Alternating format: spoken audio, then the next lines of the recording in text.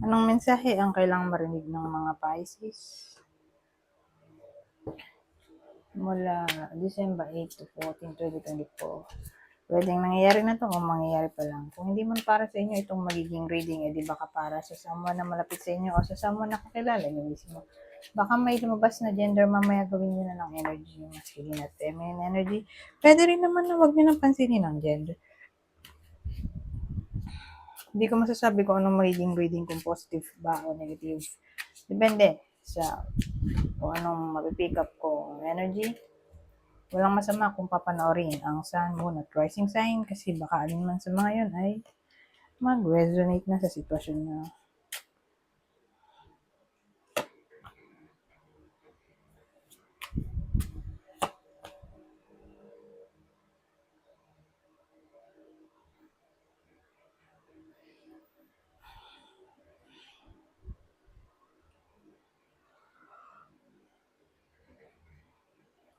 Dalawa yung naisip ko na pwedeng senaryo dito. Una,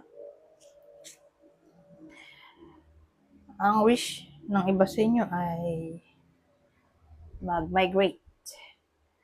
Mukhang tuloy naman yun kung e-effortan. E-effortan asikasuhin ang mga dapat asikasuhin na documents o kung decidido talaga, di ba? Na makapag-abroad. So, marirewardan ang effort. Ganun ang dating. Yun yung una. Kasi again, mukha siyang pag-migrate sa ibang bansa eh. So, kunin nyo lang yung info na sa tingin nyo ay fit sa inyo. Pangalawa, ang wish ay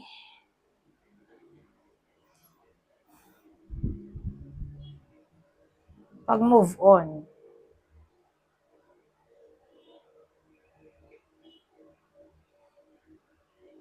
Wala sa taong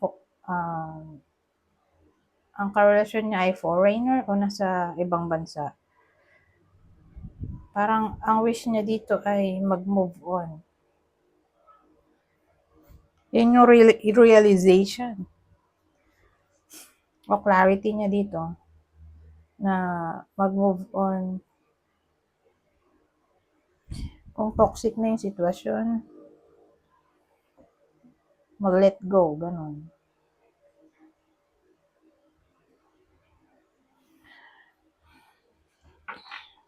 Mag-let go na.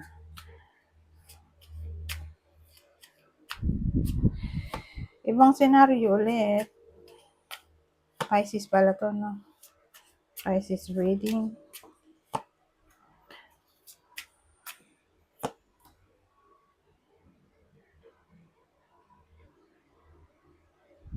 Two of Wands, Three of Wands, Four of Swords. Wow, 2, 3, 4. Queen of Pentacles. So, ang bida natin ay babae. Kunin nyo ng info na sa tingin nyo ay fit sa inyo. Babae. So, nanay. Kung di nanay, kasal. Mayaman. Kung di mayaman, may sarili siyang business. Regardless kung small o big business.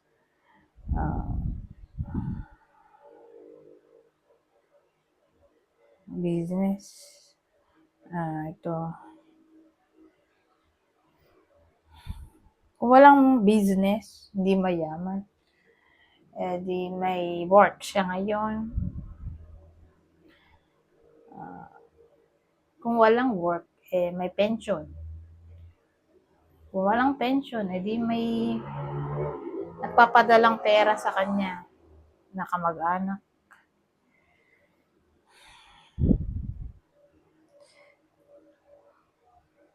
So, ano to? Two of Wands, naging Three of Wands, tapos naging Four of Swords. Ayan.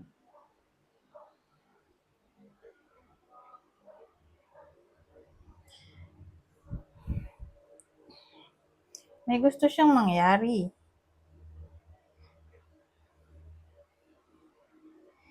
ang ending hindi mangyayari. Natulog siya dito.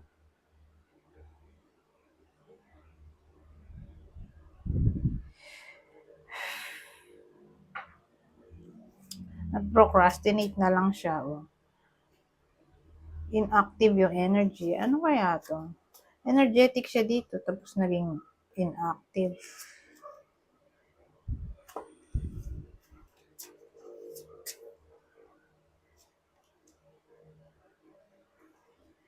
So, i-clarify natin. Ay, pero may babae dito nga pala. No?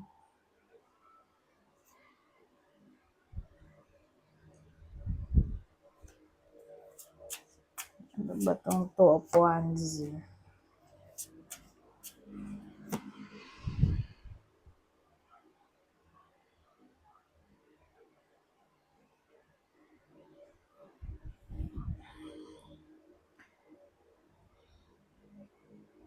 So, ito person niya.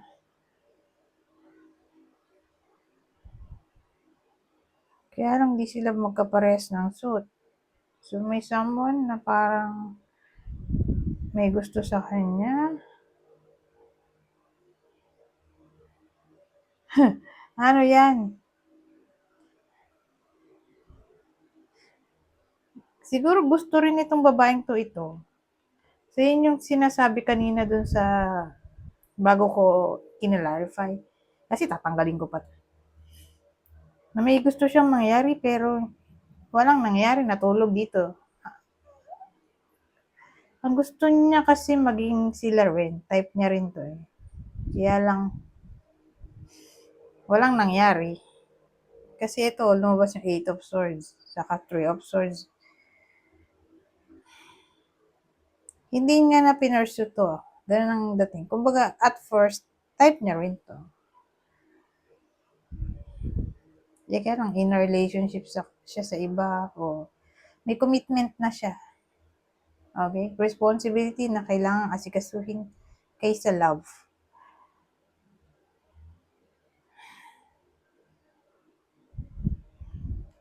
Kaya although gusto niya rin to, hindi pwede, di ba?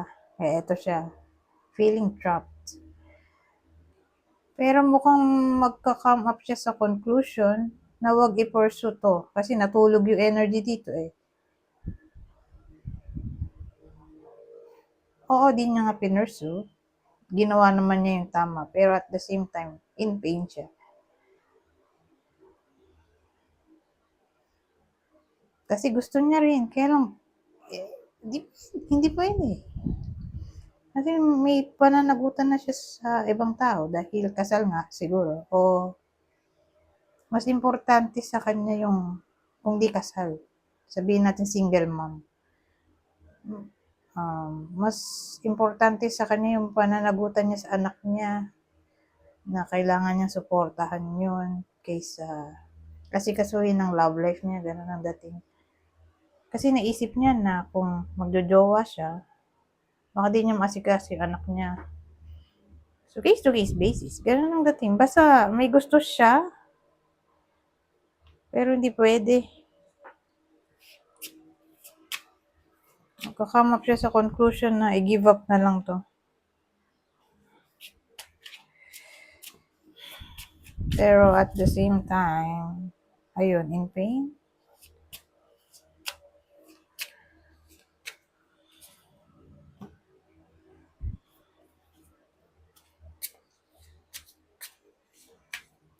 Ibang scenario. Honor. Ona.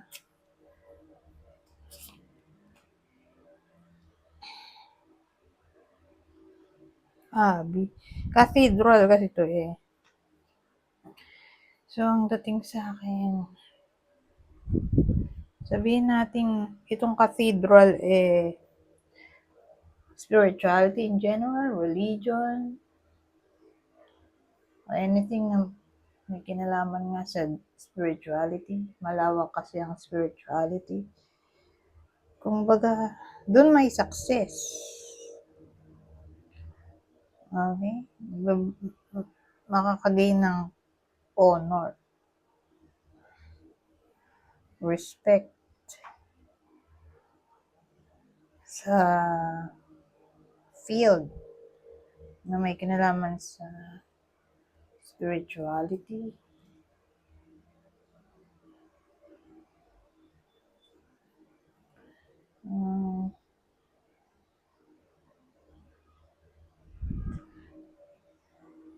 Ano pa ba?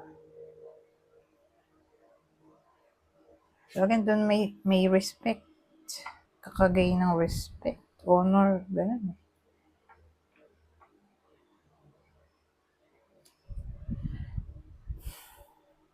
O gagawin ang sa tingin ay tama dahil sa presence ng religion,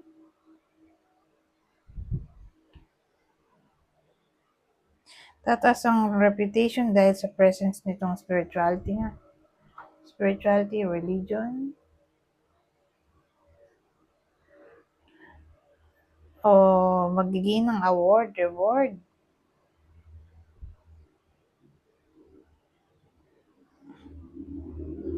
Spirituality, religion,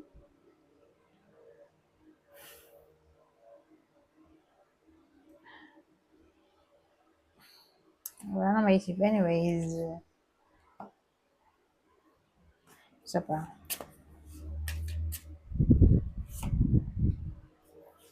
Oh, happiness.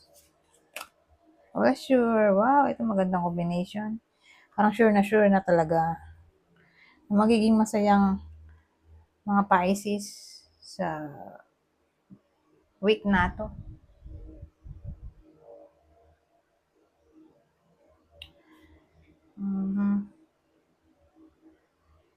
Happiness, pleasure. Pero tingin ko kung dito mangyari ngayong week, asahan natin na sa buong buwan ng December, makukuha niya lahat ng gusto niya. Pleasure to eh. So, more like celebration to. Ito, dito naman tayo. Last deck.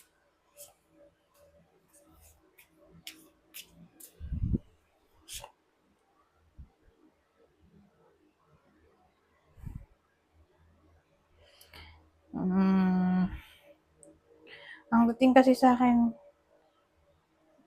may gusto kayong gawin. Enthusiastic kayong gawin. Kaya lang, dahil may resilience dito, hindi siya madaling gawin.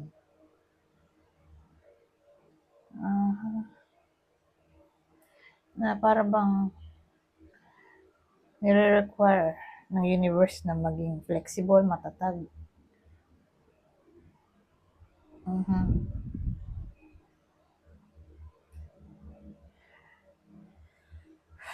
Ano kaya to? Parang curious kayo dito eh. Puno kayo ng energy. So again, may gusto kayong gawin. Ano kaya yun? Kaya lang mukhang kaka-aberya at first. Dahil may resilience dito. Ano ito? Gustong gawin, 5 of Cups. Ang sakit ng ulo.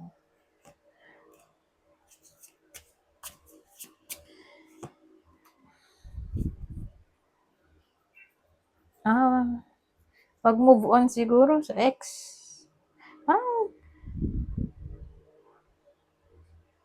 Nasabi ko rin ba yung pag-move on?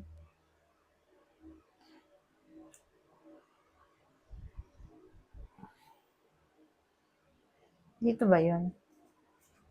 Sa dami ng ginawa kong reading. Hindi ko na maalala. But anyways, mukhang pag-move on to. Yung deserve na andon. Gusto nang mag-move on ng iba sa inyo kasi nalungkot si yung iba sa inyo dito, oh. Ito yung ex nila. So, probably babae ang tatamaan ng reading. Ito yung ex-boyfriend niya eh. O baka naman ano. biyuda. Kasi babae yung tatamaan ng reading ito. So, ito yung ex-husband, ex-boyfriend. O nabiyuda siya dito sa asawa niya to. Na para bang gusto niyang makuha tong success. So, probably, success in a way na makalimutan niya na tong sadness niya. So, again, mukha siyang pag-move on sa akin. At hanapin ang happiness. Kaya lang hindi nga madali, 'di ba? Hindi naman madali mag-move on, 'di ba? May times na ayan, nakakapag-move on ka na ilang araw na. Hindi mo na aalala yung tao. Kaya lang hindi consistent 'yun. May time na maalala at maalala mo pa rin talaga. Mahirap nga mag-move on. Na kahit ayaw mo na talagang maalala, bigla mo na lang din talaga maalala. May mga something na pwede magpaalala. Kaya ayun, maalala mo na naman.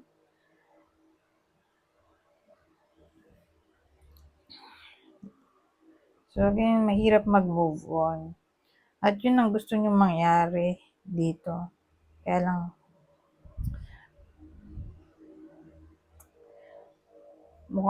malaki ang chance na makakalimutan nyo yung desire nyo dito na mag-move on kasi siguro mamimiss nyo. Mamimiss ng iba sa inyo. Kaya yan. Parang kailangan mag-bounce back ulit sa reality. Na kailangan na talaga mag-move on. Ganun eh. Dahil may resilience dito. Na nire-require ang iba sa inyo na maging matatag.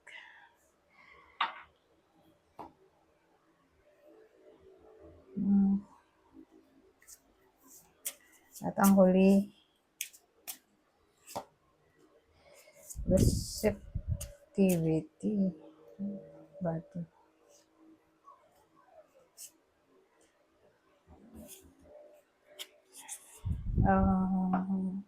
Ang dating sa akin, may chance o tendency yung iba sa inyo na maging playful sa week na to, pero hindi maiinis yung ibang tao kasi tatanggapin kayo.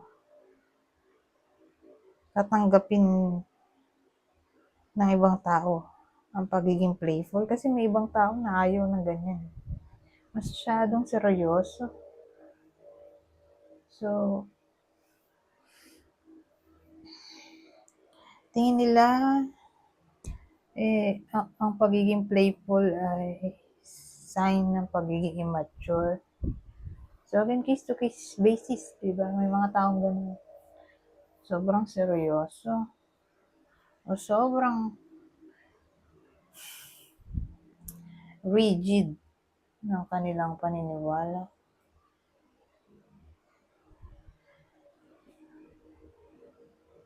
Mahirap mabago. Na para bang walang room para maging playful ang isang tao sa pananaw ng ibang tao. Pero dito nga, may tendency na maging playful yung iba sa inyo. At hindi naman mamasamain ng ibang tao. Tatanggapin kasi may receptivity dito.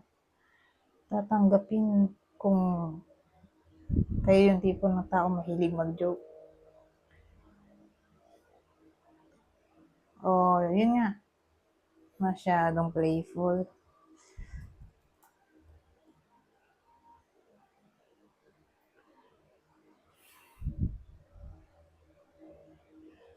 So, matatanggap kayo bilang kayo. Hindi nyo kailangang maging fake o magpanggap na ibang tao. So, kung ganito kayong klase ng tao, playful, okay lang doon sa makakasama nyo. Sa period na ito, magiging playful kayo eh. Anyways, hanggang dito na lang. Goodbye for now.